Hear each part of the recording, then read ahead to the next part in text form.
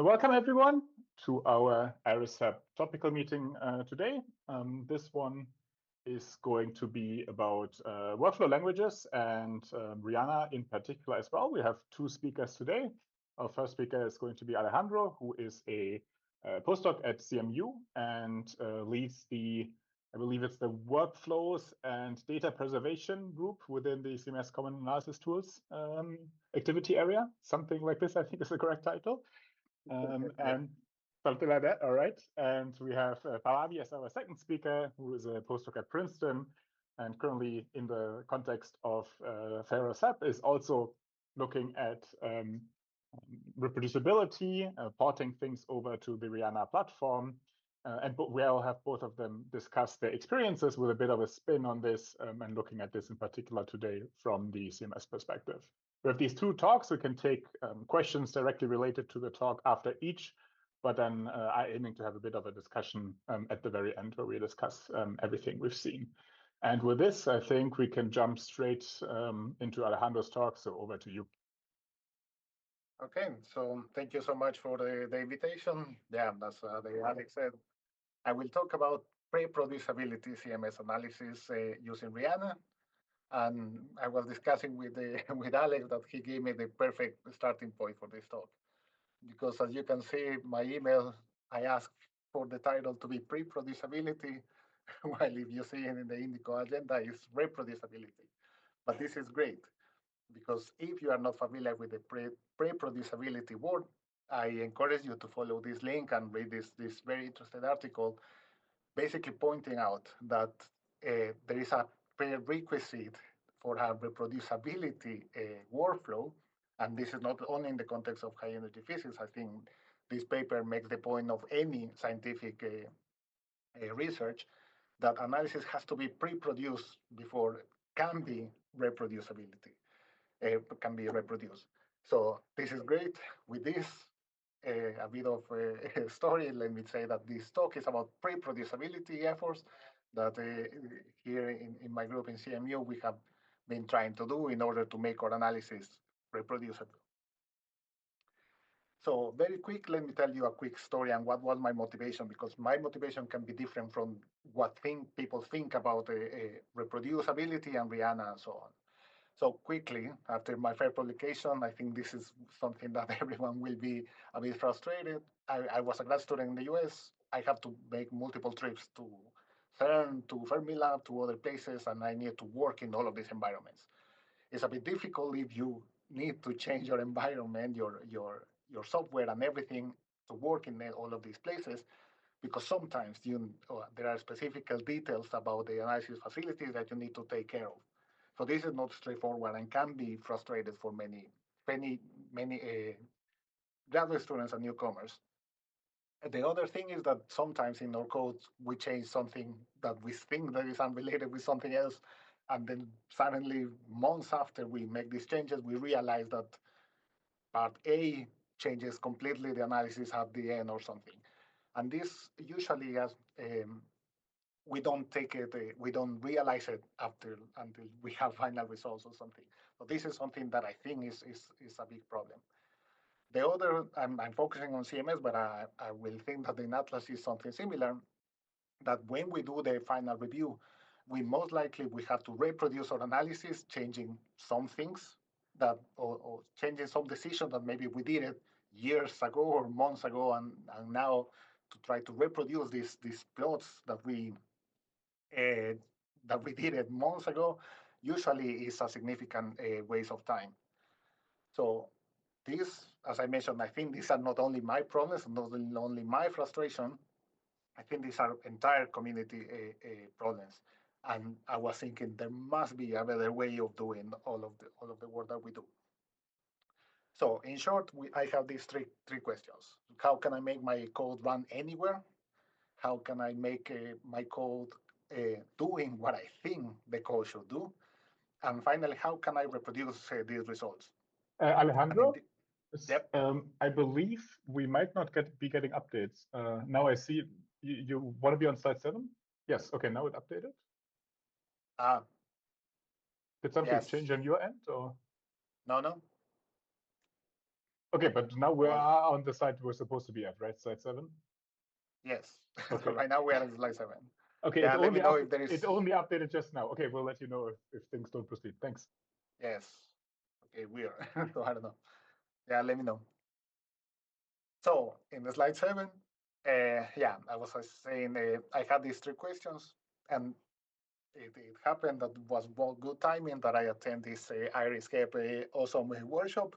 This happened in 2020, and actually I remember clearly because it was the last trip that I did after COVID hit. So I remember this workshop very clearly.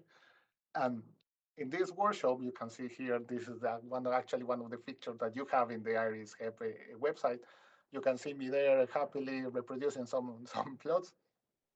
But the good thing about this workshop is that I realized that my questions had already been answered. Okay, sorry. Now I'm still on slide 7, and chat confirms. I assume you're on slide 9, right? I do not know. Slide, yes, 9. Okay, okay, now it updated. I don't know if this is some bandwidth issue or what it could possibly be. I've not seen this behavior I'm at my before. university, so I don't know. I will assume that the internet is good. Okay, just in case, let me stop sharing and share again. Perhaps if that really is a problem, turn off your video. But I've not seen this before. If anyone in chat has a good idea, but otherwise, let's try again. Thanks. Oops.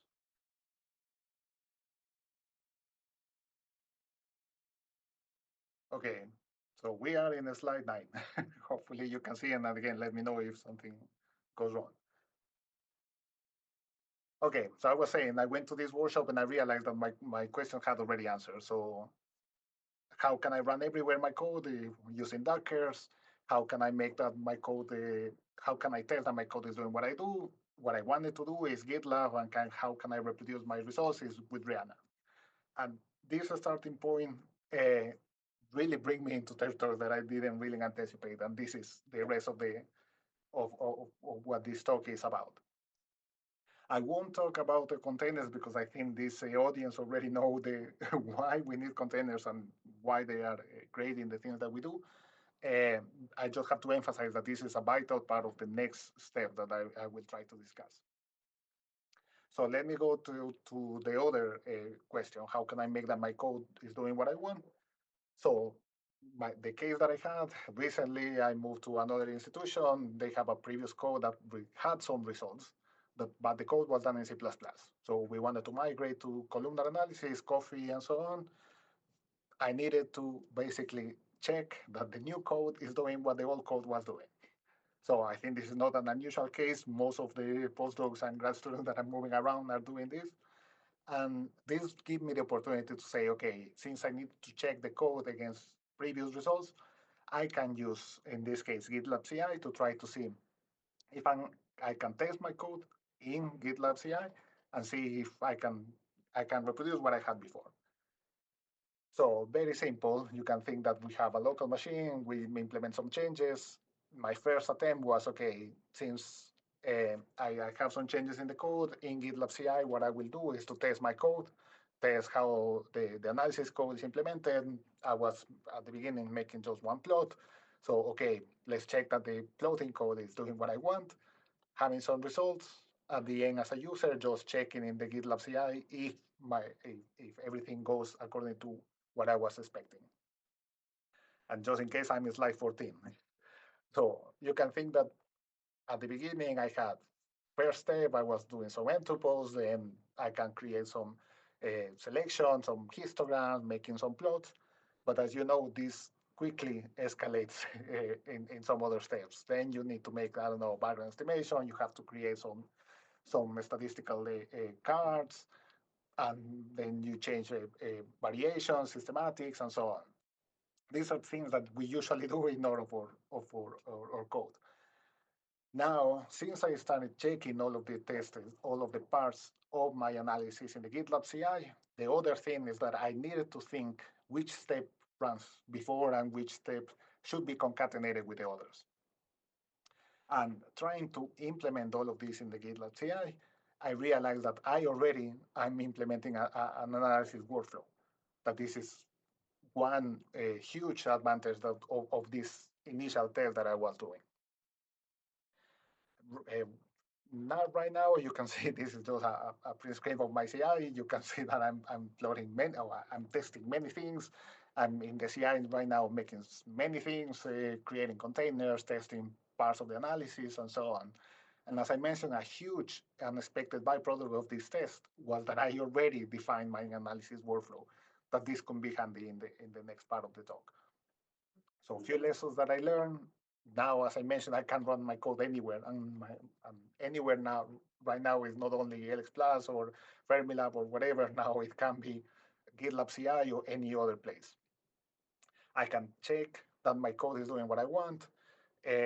Also, this approach scales quickly because any other users of the code will have to test that everything that they have implemented now they can check that everything goes well and it doesn't screw up with all the other people code. Now, one bad thing that they realize early in this test is that the GitLab CI doesn't have enough resources. So if we wanted to really tell the full analysis, we cannot do it in GitLab CI. So we needed more resources. And I will think that this is the part that I will concentrate in the next slides. So I mentioned that I defined already my full analysis workflow, and I'm at slide 21, just in case. Um, the idea here, or the challenge, will be how can I make sure that all the pieces of the code are consistent? And the idea here will be that what if I have one commit in my GitLab, and if I'm having that GitLab commit, I can reproduce all the plots that I have in my presentations or in my analysis node or a config node, I think is what you call it in Atlas. How can I make sure that with one commit, I can reproduce every single thing that I have? And as I mentioned, a major limitation in the GitHub CI is that I cannot run the full analysis. So here is where REANA comes into place, because REANA makes it possible to do what I wanted to do. And here I have to decouple two things. One is SnakeMake and the other is REANA, because I think people usually think one with the other, and I think it can be a bit decoupled. Now, something interesting for people more senior and including me, I did some tutorials about REANA at the beginning of the year. And when I ask newcomers what do they think about the name REANA in this context, everyone told me about the singer. So in the thoughts about REANA for newcomers, they always think about the singer. That's something that I found interesting and funny, obviously. But I'm not going to talk about her. I'm going to talk about some environment or some platform that help us reuse our analysis environments. This is a platform that in my case can help me rerun my analysis and try to to get the same results every time. And this is probably a plot that you have seen it before, that is in the REANA website. So now, very quick. So I have to say that REANA was conceived as a way to preserve analysis code and the results. And as you can see right now, this is not my case yet. So right now has been not in the way to preserve my analysis. I just wanted to make my analysis consistent and being able to reproduce every single result that I have done.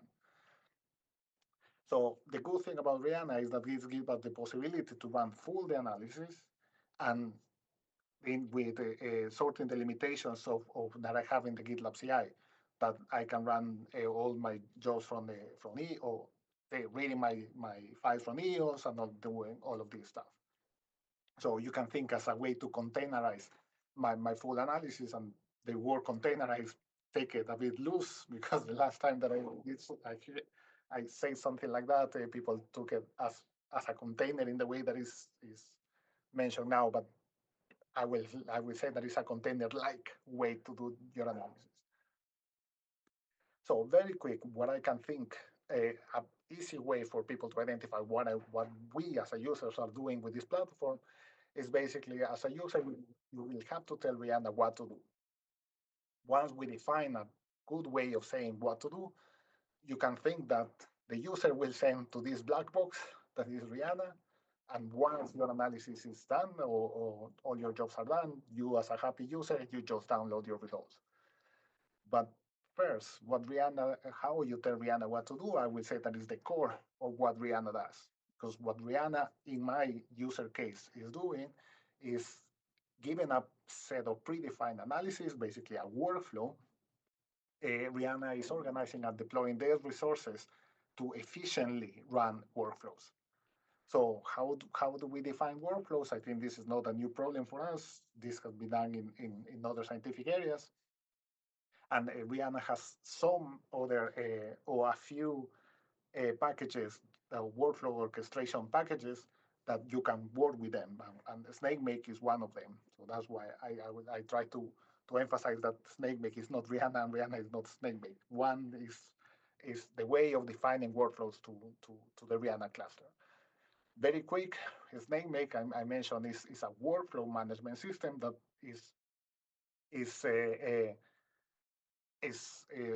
let me say in simple words, REANA, what it does, SnakeMake, you can think that if you have worked so far using your Bash scripts or Python scripts in order to concatenate different steps of your analysis, SnakeMake is a way of making this in a more powerful way.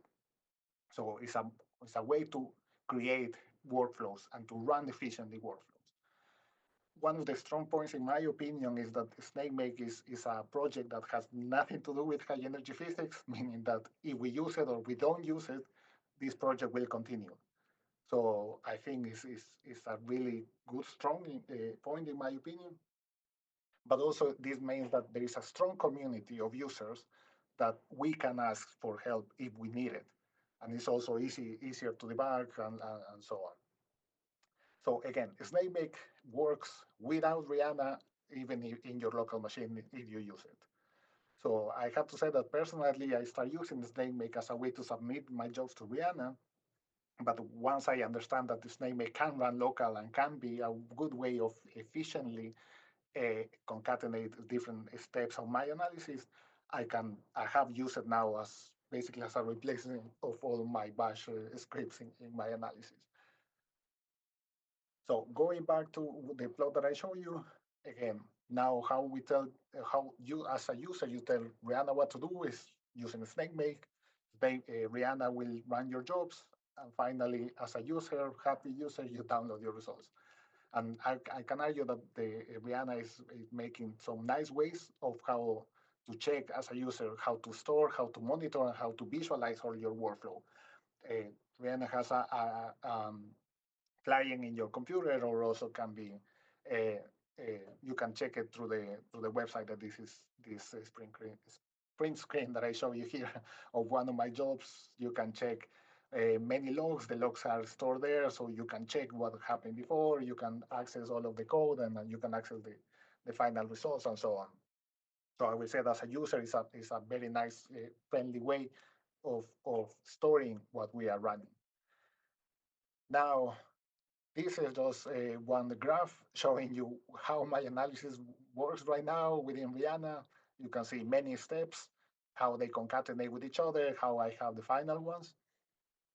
And now this is great, I will say, even for educational purposes, because if I have a student, a newcomer that will go to my code, I can clearly point it to this plot and say, look, first you need to do this step and then to the other step and so on. So it's easier even for people, for newcomers, to use my code to point it, okay, this is what we are doing.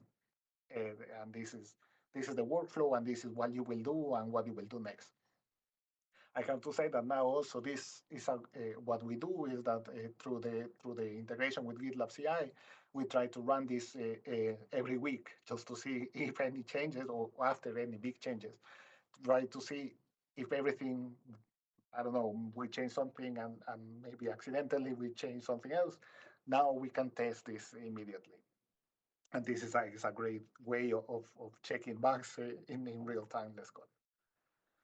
Now, this brings me back to what exactly reproducibility means, because when I have discussed this with many people, what people in the community thinks is that you put your analysis after it's done, maybe someone else pick it up. I don't know, maybe you can go to open data and try to run something there. And you can see that clearly all of this talk has not been about that, has been more about how I can confidently present my results, how can I reproduce my own results first. And as this slide says, without even knowing it, I was trying to make my analysis reproducible. So this is a great byproduct that of all of this context, all of this story that I told you.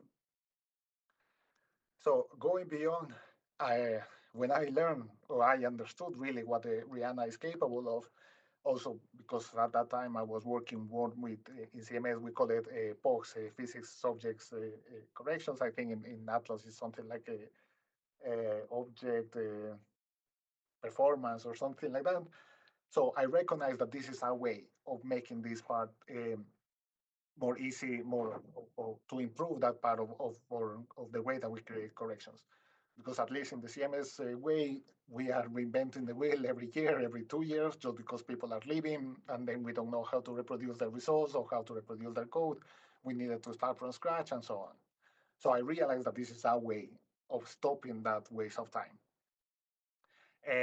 Knowing that this is a way, this is a new way, newcomers will need to learn how to do this. I create this with alliance with the CAT group. This is the Common Analysis Tool group. This SnakeMake and REANA tutorial. This is the link you can see here. Could be a bit CMS specific, so maybe we should try to make it more generic if people are more interested. But I think after starting to give this tutorial a couple of times, people have started to get, or REANA has started to get momentum, at least within CMS. And with a few discussions with people after these tutorials, have been a few ideas that how newcomers or how other people are starting to think about what to do with REANA. And I'm mentioning here one example that I really didn't think about it in CMS to do the Monte Carlo simulations. We use grid packs. And now people are starting to think how we can make these grid packs, all of this workflow to create grid packs within REANA, for example. So this is one use case that I really didn't anticipate, but people are starting to think how can we use these tools in order to make our lives simpler. So that will be part of the initial talk. But I have to say that since I start becoming more and more involved in this topic, I start to think about even beyond of what I just described. So if you allow me to go back to this plot, I can see that there are two basically stakeholders here. One will be the users and the other will be administrators. So as a user, you have a nice way, and I will say a friendly way, to make your code run, to give instructions to a platform. And as a user, you just need to retrieve your results. You don't want to to handle how your jobs are submitted, how you I don't know, you interact with HT contour and so on. You want your code to run and you want to have results at the end. As an administrator, I will say it's the opposite. You don't care about how the workflows or what the workflows are. You just want people to run your cluster efficiently and not to waste resources. So thinking about this, in my mind, this exactly sounds like a REANA is a good way of creating an analysis facility. And the additional benefit, at least from my side as a user, is that I will be able to run my code and my workflow anywhere. So if REANA is installed in my university or at Fermilab or CERN or whatever, I will be able to run as a user my code in the same way. So thinking about that, let me go to this, and obviously this is just for educational purposes. Think about this initial cartoon that most of you have seen, trying to see something more complex. How REANA, what exactly REANA is trying to do. And here, let me divide this idea in three different parts. So first, as a user. So if I'm a user, REANA, I was saying, provides a client and a web interface that is user-friendly. I will say it helped me to reproduce my results, and it's easier to interact with my analysis facility. So as a REANA, the core of the REANA is basically a Kubernetes cluster. And the important part here is that Kubernetes, as you might know, is the industry standard to run container applications. So this is something that is not that we develop out of scratch. We are using something that the industry is using. So this is great. This is a robust way of use infrastructure facilities, and you can see all of the things here that REANA is trying to do. I will say that one of the things that most of the people, including me at the beginning, are really not thinking that much about it is that REANA has a link in order to run in the Kubernetes cluster. You can think that if you as you run it local, but also has a link to run in htconda and Slurm. If you think about it, this is an easy way for users to interact with these resources. I don't know how it's in Atlas, but in CMS, I can tell you that if we want to run something in HT Condor, each individual user will need to create their own scripts, and these scripts are somewhere, and you don't know how to run it. And then if you change your environment or change your facility, you need to do it in some different way. This is a waste of resources. And if you think that we can run this within the REANA platform, this is as simple as just specifying which backend your JAWS needs to run. So this really simplifies the way that users can work and can reduce burden in all of this. So I have been discussing with the REANA developers, and this one of the things that they have in their list or in their to-do list, let's call it, is to try to support queue and multi-queue. That this is also one of the industry standards to use schedulers within Kubernetes clusters. This, once it's implemented, it will help us to do something similar than we see with htconda and so on, but now using GPU's infrastructure. So this is also something that will be easier for users to do it. But this is not implemented yet. This is something that I will say that I'm interested on trying to push it in that way.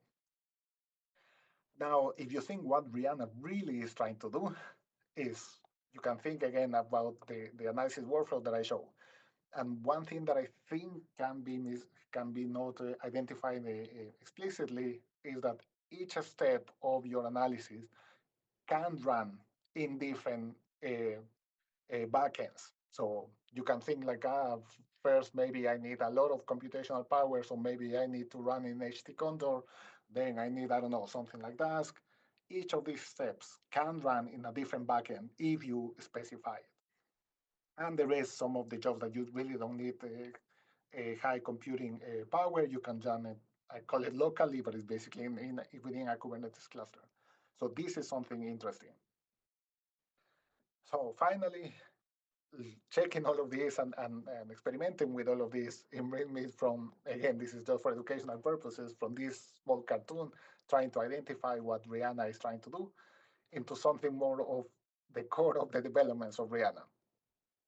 And this right now is a perfect timing because in my university, we just bought a cluster, and it's an ideal opportunity to try to replicate or try to install or deploy REANA in our cluster.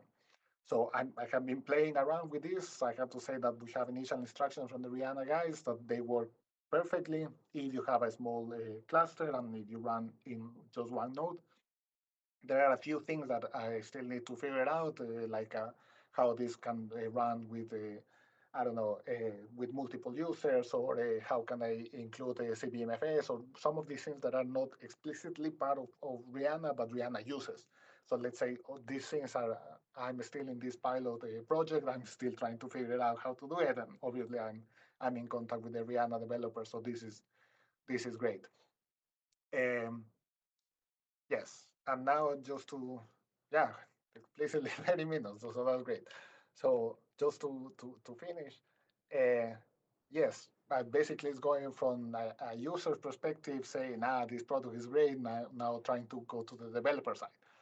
So as I mentioned, in my university now we are trying to contribute to the REANA deployment. We are really interested in trying to implement this integration with GPUs.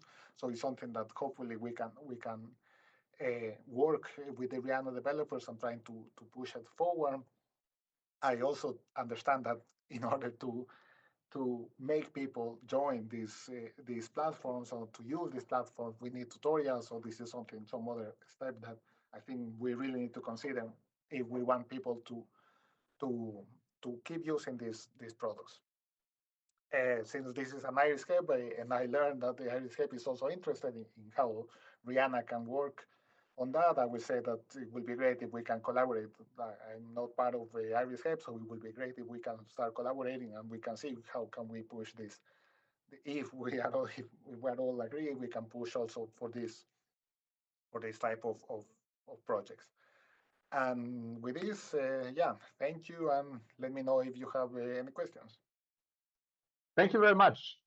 Very nice, and lots of content in here with your story. Absolutely agreed on the collaboration. I mean, part of what we're trying to do with this meeting is just sort of exchange where we're at, what we know, to like find points of contact with both IRIS-HEP and also FAIROS-HEP, which is another grant kind of in this space. Let's take questions that immediately relate to the talk, and then we have more time for discussion at the end. Matthew, please. Yeah, thanks. This is super great to see. And I have a bunch of questions because I'm very excited about all this work, but I think I'll limit it just to one or two, and then I'll follow up with you offline. But Sure. yeah, this is excellent. I'm sorry that we actually didn't have you at the SnakeMake hackathon workshop that we ran 2 weeks ago at CERN. It seems like this would have been fantastic to have you there, so apologies, but we'll try and follow up. So first quick question. So for this tutorial that you developed for CAT, is this using like I clicked on the link and so I can see that that's public. Is this all using open data? So is this fully reproducible if you're not a CMS person? No, that's the problem. So I think in one Okay. part, in one part specifically, we are trying to reproduce a SUSI analysis, and this is looking for CMS files. So if we would like to do it more open, obviously we will need to change it to see if we can use open data or something like that. Okay, great. Yeah, this is, I think, as you mentioned, would be an excellent area for collaboration. I'll just ask one more quick question and then I'll be quiet and let Oksana go. Let's see. Yeah, so one of the things that you talked about, just from the very title of your talk, with this pre-producibility. So you kind of touched on this in your talk, but it seemed like when you were describing actually building your analysis, you were originally doing this with just like CI pipelines.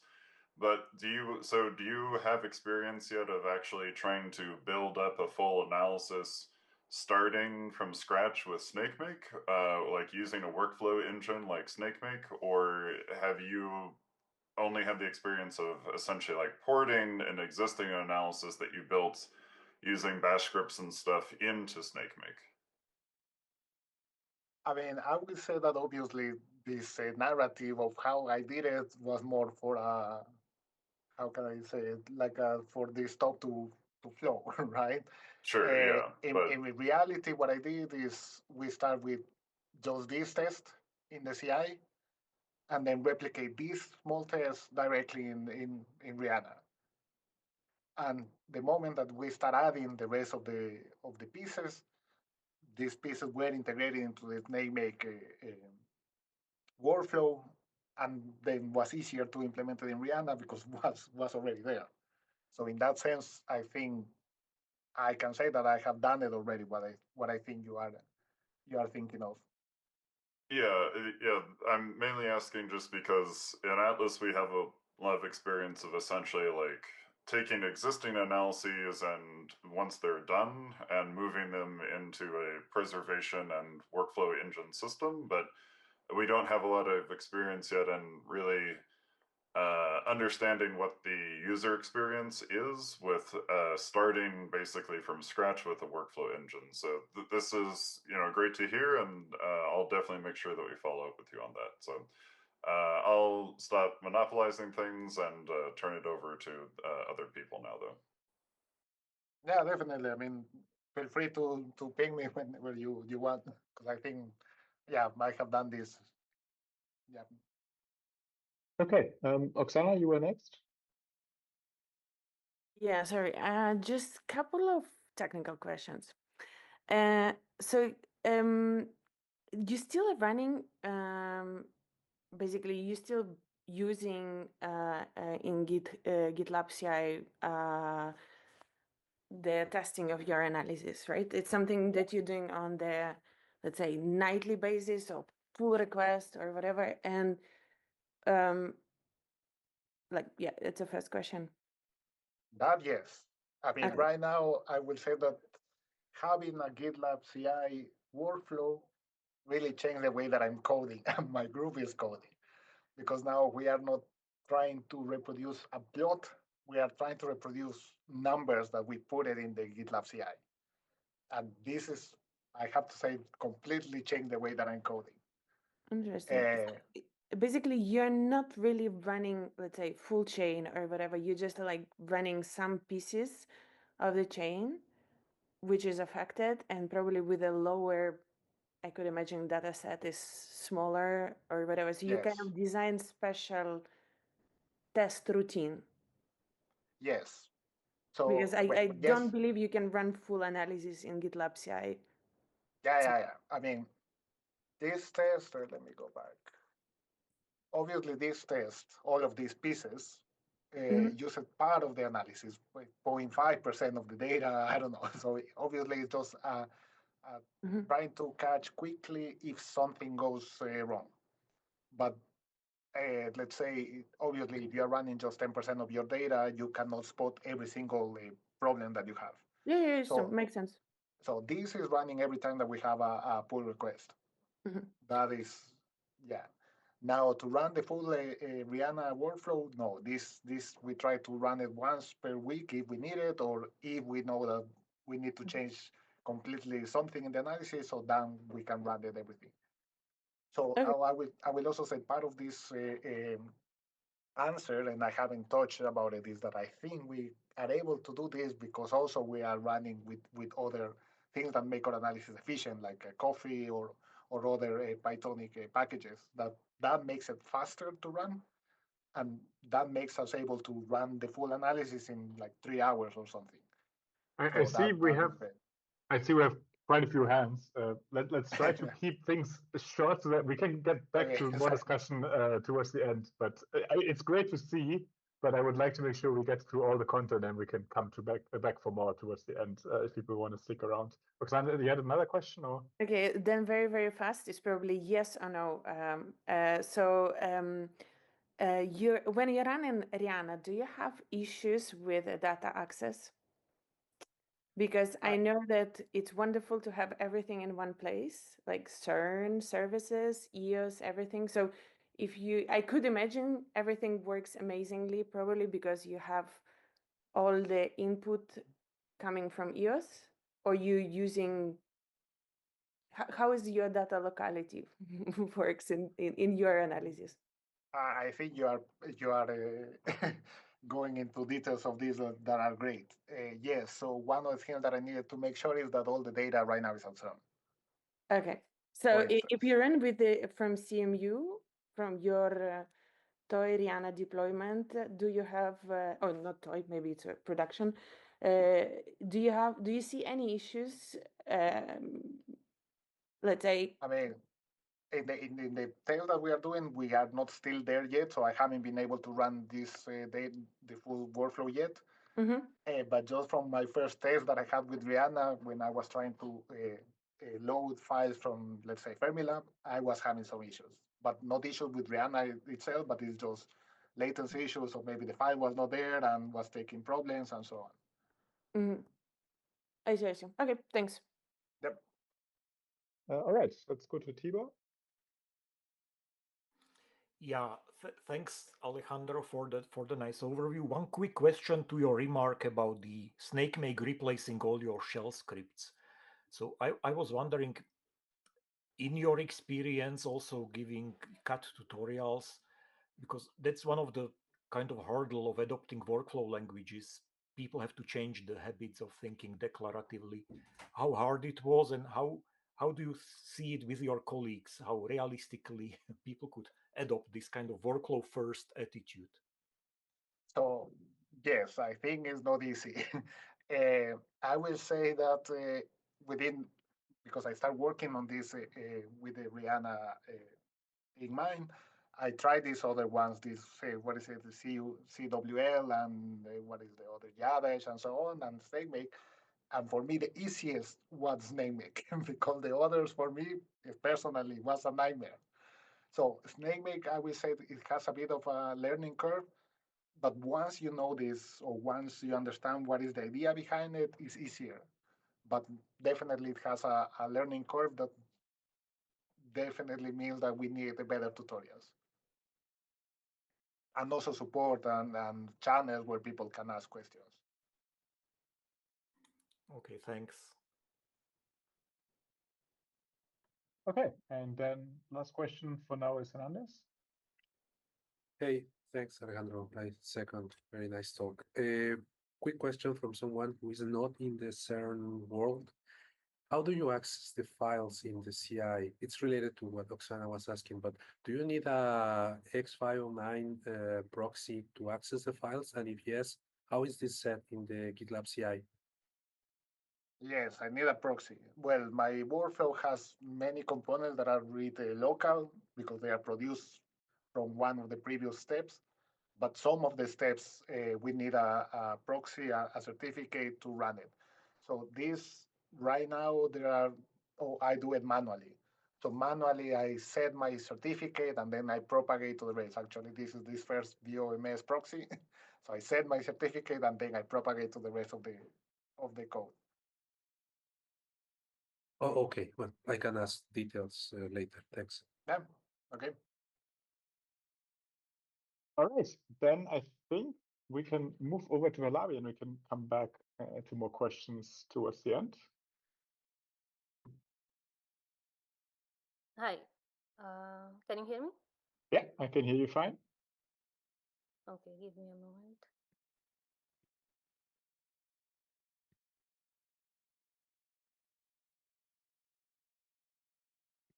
Can you see the slides? Yes, we can see them. Currently not in full screen, but just sharing. Yeah, I'm trying to move my this status bar from Zoom so that I can actually click on play.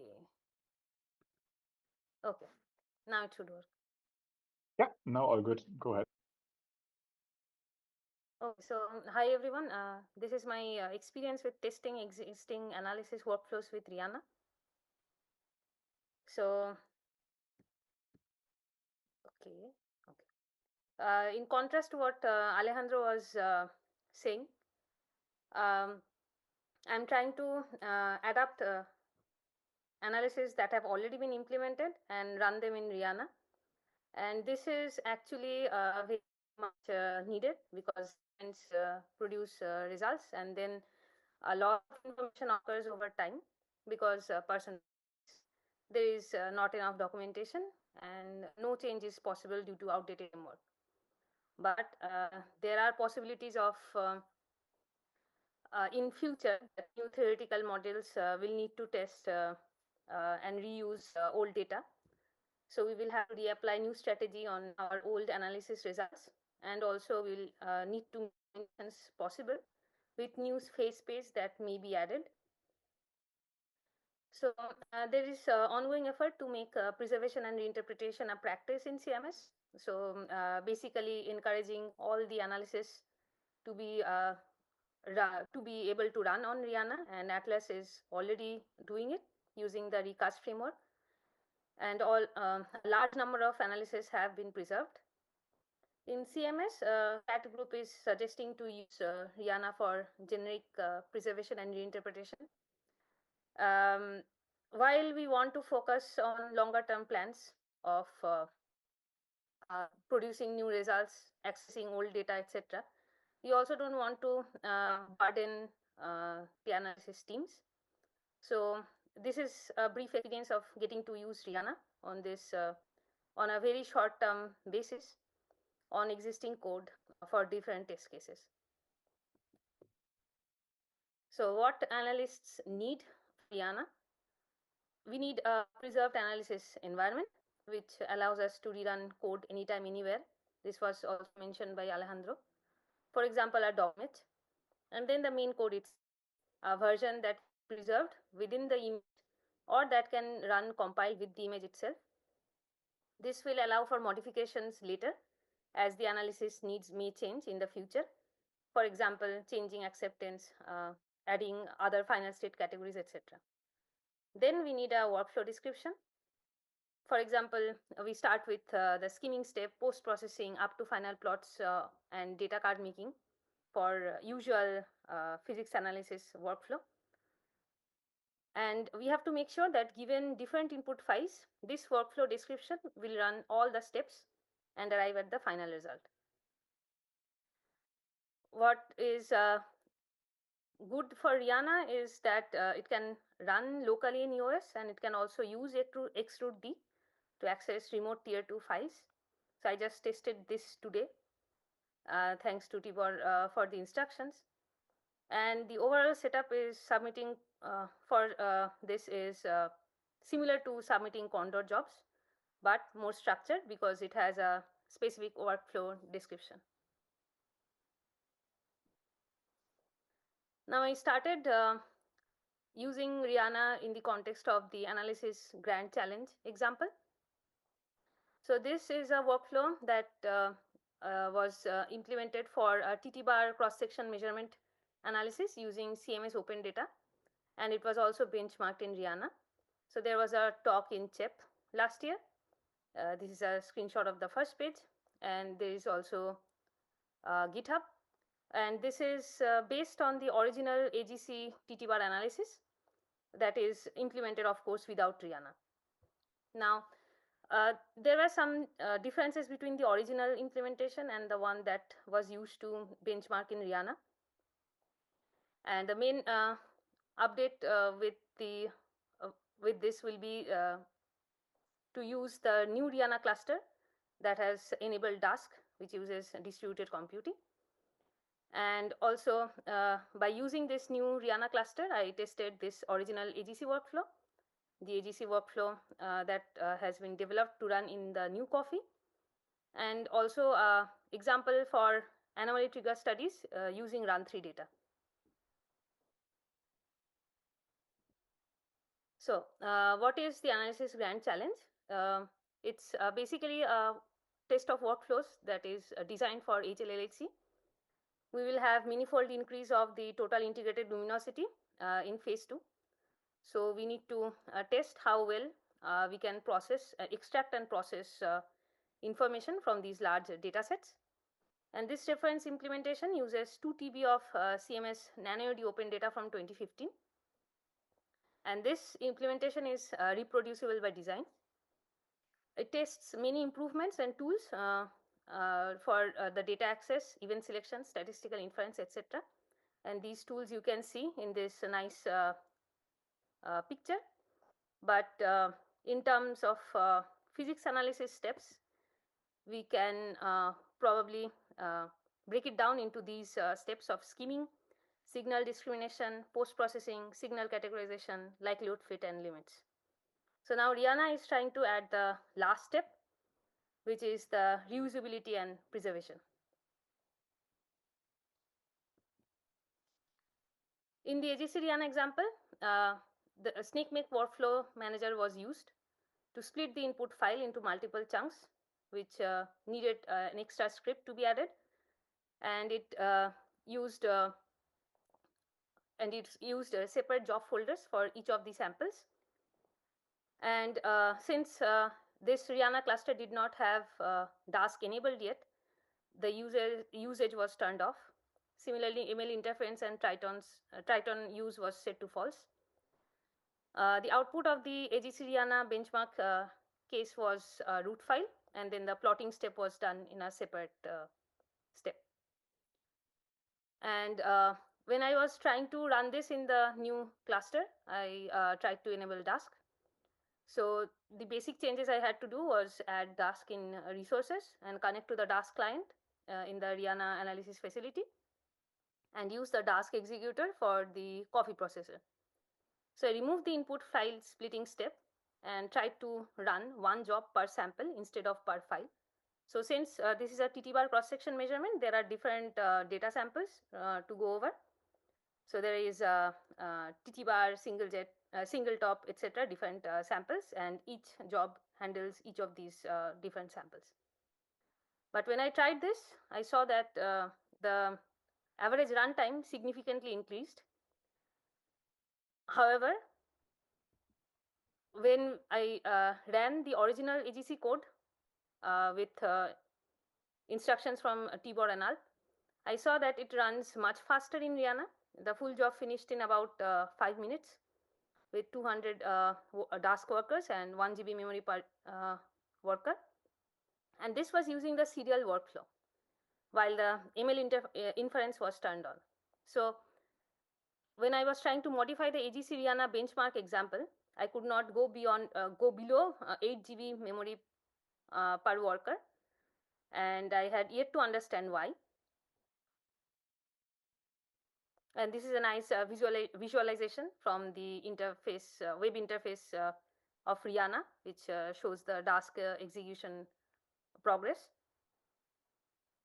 And we can basically visualize the job execution in these steps. So when we were using the default REANA cluster without Dask enabled, we have input data that is being split into multiple chunks in the splitting step.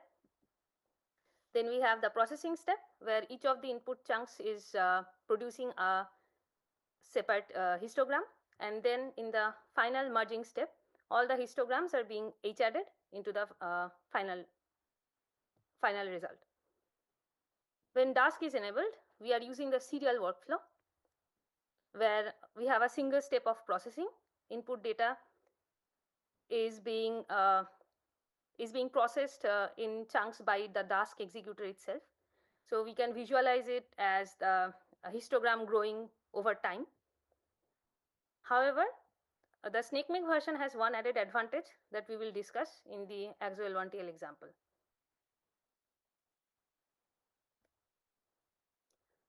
Now, the new coffee example also, I ran it using a serial workflow in this Dask-enabled REANA cluster.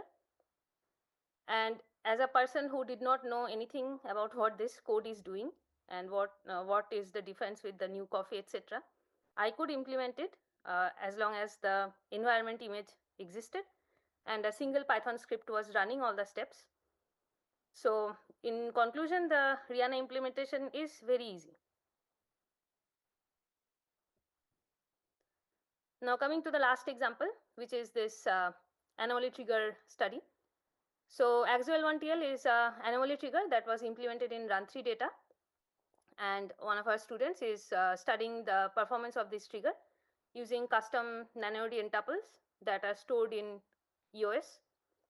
So he runs this setup in Coffee Casa with Dask. He processes one dataset at a time and produces a pickle file per dataset with plots at the end. When I tried to implement it without using Dask, similar to AGC REANA example, I used SnakeMake for input file splitting and applied file merging at the end. This way, one skimming workflow can run multiple times using wildcards as inputs. So this requires some understanding on the usage of the wildcards in SnakeMake. And then I also added the functionality for the main Python code to run using a sample name and index. Then lastly, added the plotting rule to combine the histograms from the pickle files and create a figure PNGs, which was not in the original code. Finally, I made the input JSON list and the variables to plot configurable. So it can take all these things in the SnakeMake input itself and then just iterate over these variables. So again, notes on this implementation, I noticed that SnakeMake rules will always run in parallel unless output of one rule is made input to the one of the other rules explicitly. So if your steps are dependent on one another, you have to make sure that it is specified in that way. And again, only few changes were needed to make the code run in REANA. So these are the only 5 steps that I had to complete for making this code runnable in REANA. So the advantage of using SnakeMake is the feature of resubmission. We analysts often run into spurious network issues and face job failures and need to resubmit failed jobs while preserving successful job outputs in the same workspace. REANA has restart command and be used to resubmit the jobs, and this feature allows us to do this failed job resubmission thing. So to mimic a job failure, we introduced random exit command in the main code, and then bash script is used to figure out which jobs fail, and then it can continuously run the restart command until the job status is finished. So in this screenshot, this is from the command line interface where the bash script is running until the job status comes to finished. So it does not file a particular output pickle files. So it keeps on resubmitting until it removes all the empty file lists. And this is how it looks in the web interface. So you can see that from bottom to top, the number of steps keep reducing because with each resubmission, we have more and more success. And this uses this feature of the SnakeMake rule, which can figure out exactly which outputs are missing and only runs failed jobs. So here I had the question, if a serial workflow failed, the whole job needs to rerun since none of the steps can run in parallel. So we need to investigate if a partial output is stored by task workers that can be reused. So this is something we will see. Then I also tried to enable task in this same example. So similar to the AGC example, I just had to add task in the resources to be used, connect to the task client in the main Python code, and generate one job per sample and not split the input JSON files based on the number of files. So here I kept using the SnakeMake workflow, but here we only had 2 steps, scheme and plot. So instead of multiple scheme steps, we just now have one scheme step.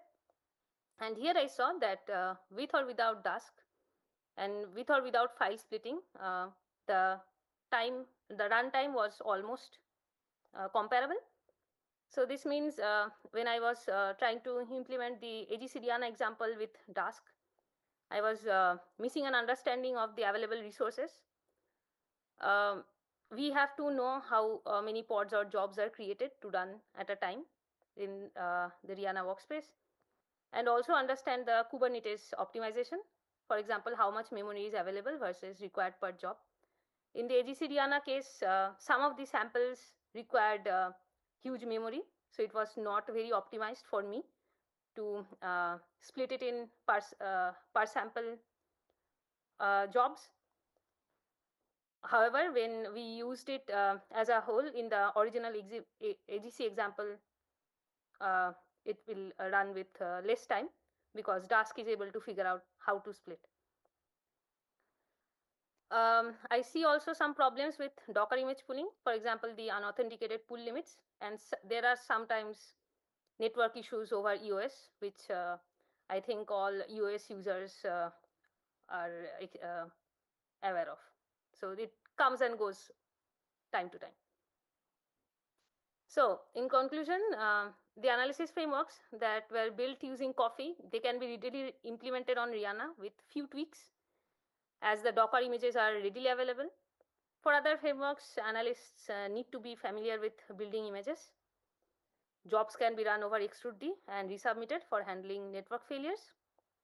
And in future, it will become a powerful tool for this reinterpretation effort.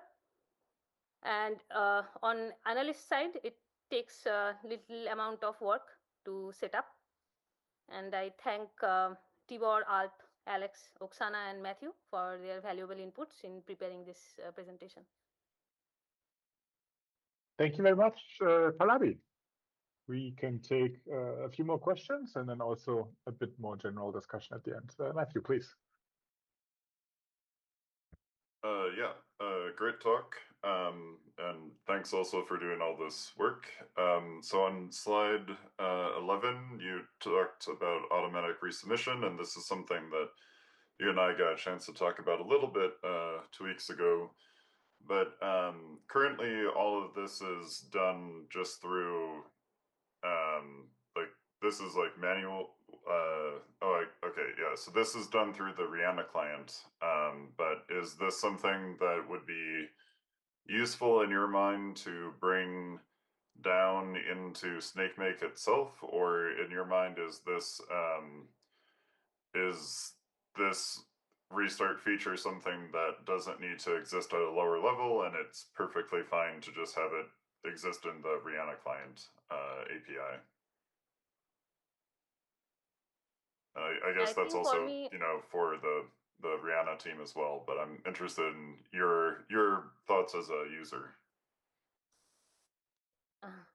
My thoughts, I mean, I think I'm fine if it exists outside SnakeMake.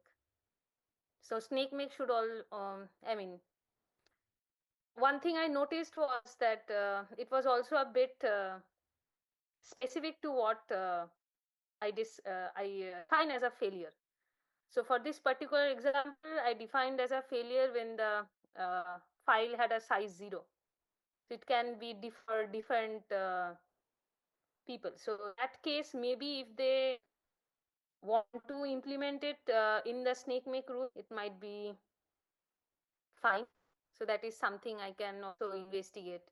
But the first suggestion I got from Tibor was to use this bash script, which uses the restart feature.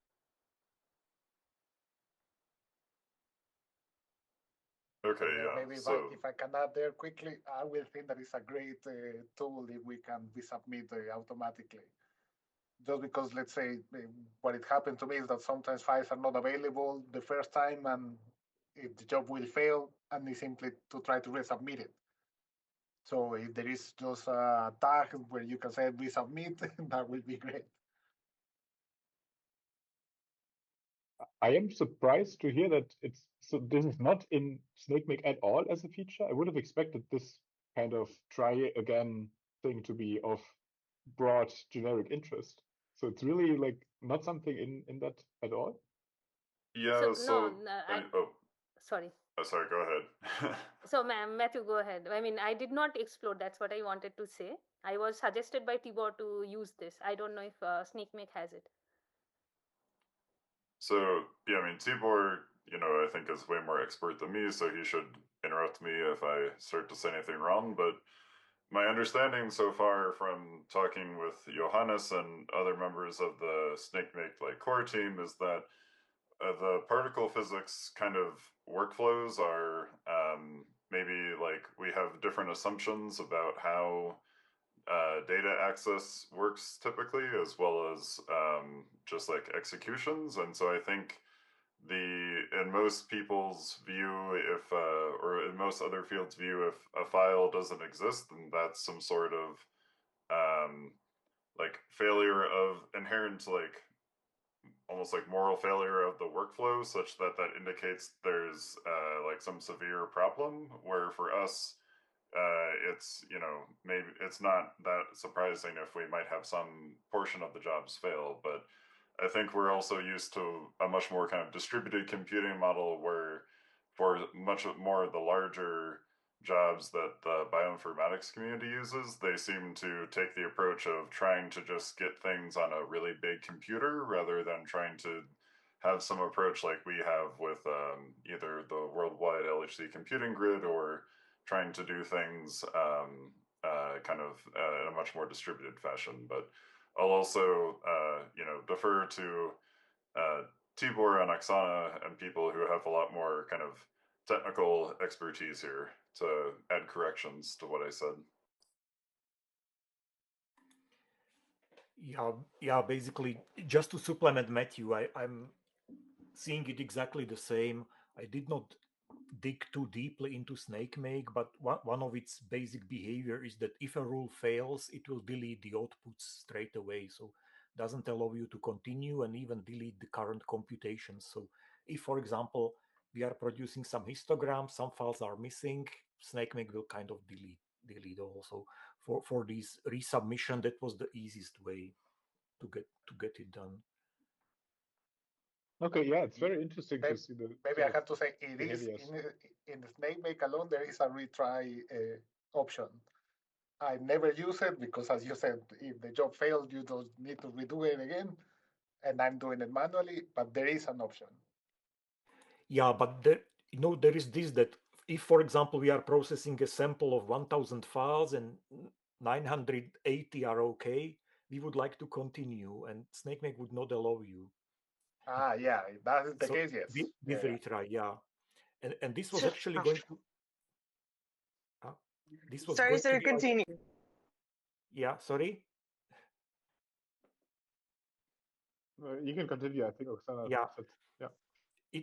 It's basically, I was going to ask Pallabi question about this one, so it's kind of perfectly timed with this, because you have shown an example that after 5 retries, all the files could have been downloaded, these pickles on the next slide. So Yes. if you have been trying it, did you ever encounter the situation where, for example, you couldn't download for many tries, or is it usually, I don't know, you retry 5-10 times and it's okay? Could you kind of already generalize, or I don't know, can it happen one file is on a tier 2 site which is not mountable, or I don't know what? Do we need to be more clever than just resubmitting and waiting for everything to finish? Do we need to decide, success rate is 90%, then continue, if less than 90, stop with an error or something like this? So partial files are available. That's what I saw. I imagine it might depend a bit on the use case, because depending on where your inputs sit, if some grid site is down for maintenance, I guess you can run into the scenario where you retry for 24 hours and nothing changes. But what I run into most commonly, I think, is sort of a temporary issue that goes away upon retrying. But then for generic analysis with generic inputs anywhere, I guess you might need more considerations, like you mentioned. So I think, sorry, I was just trying to tell and I was in a trouble. I think there is important to understand use cases, because now we have so what we ask Pallabi to try is to simulate the case in which, for example, imagine AGC files are not available, but we still do splitting, because the work how it is splitted in CMake is basically one job is one file. And it was done in such a way because we were using old coffee, and it's kind of like the easiest unit of work, and it really works nicely. The case is that with the new coffee, for example, we go to the, let's say, Dask graphs, which are not really compatible to the what you build through the SnakeMake. So the goal was trying to understand if we could somehow, on the first step, to be able to get partial results, even if the file is not, for example, like what Alex told, file will never be accessed in next 2 hours, because I don't know, Nebraska has snowstorm and we don't have a copy anywhere, which was recently, by the way, we had the 3-day snowstorm. So I think that's kind of use case to think about, if we can anyway allow to get partial results. And the other use case is try to understand how we can handle in the case of, like, for example, new coffee. If we cannot access one file, we want to probably whatever we're able to run still have to be preserved, and then just resubmit the missing, let's say, piece of Dask graph that was broken. So, I don't know. yes, if I understood your comment, Oksana, the first part is we can, I mean, if it's SnakeMake, we can definitely download the partial results. But Yes. the Dask question is what I have in the end of this slide. I also don't like to understand if Dask workers store a partial output that can be reused. Yeah, so this, and maybe we should do 2 topical meetings after, because we definitely don't fit in one, where I would like to understand better how we can, because it's also the same problem of our data frame that also using task graphs and etc. If there is, so it's already 2 frameworks that kind of like, if we are understanding very well how frameworks are actually adopted to REANA, and which is like what you showed is amazing, because it shows actually, you know, what is the best, I don't know, some kind of like advices you can give to the person who is just starting to do it now. And you already can say, look, don't do this, do this, implement retrial of the files, implement that. So I think we should keep on building this database, but like of ideas and suggestions, and also small examples for the people who would like to use. But as well, I think we should brainstorm about all these cases in which maybe sometimes SnakeMake is not as easy to add to, for example, to use with particular framework. And maybe there is also like, I think Alejandro was mentioning in backup, there is Luigi, which could allow actually maybe a mix of things, allow to resolve issue with like when you have more complex graphs for analysis. Anyway, sorry, it was more than a comment than a question. All right, yeah, I mean, there's certainly some other use cases here to be thought about. And thanks for the discussion here. Do we have other questions to either of our speakers? There was one thing I wanted to ask to Alejandro in the end. In your configuration, you have this GitLab CI set up, which effectively encodes a workflow, and then you have the SnakeMake set up. Are you using SnakeMake for the GitLab CI as well, or are you kind of duplicating the graph building in both of these places? And is this kind of some overhead? I think this is more of how we choose to run the workflow. And let's say I need a SnakeMake container and a SnakeMake way of running it outside the usual, just because we are saving a lot of metadata. And for a lot of metadata, we need to save explicitly the git diff and some git other quantities, or let's call it variables, that in the regular one, I cannot have it. So that's why I'm creating in the game, but this is just because we choose to save many other things to make our analysis reproducible. But I think with the current tools, we can just run it. I don't know if this answers your question. Okay, yes, I think it does, because I'm sort of, yeah, wondering in the sense of how much overhead does a user need to commit to in order to achieve this kind of setup. And I think it relates also to what Pallabi was talking about, where for the setup where you use Dask on REANA, really the changes needed for the user are very minimal, because I guess the lower the barrier to entry is, the more we can hope people to adopt these approaches, right? No, definitely. I mean, right now, obviously, I'm doing some other things more complicated because we choose to do it in this way. There are easier way to do it.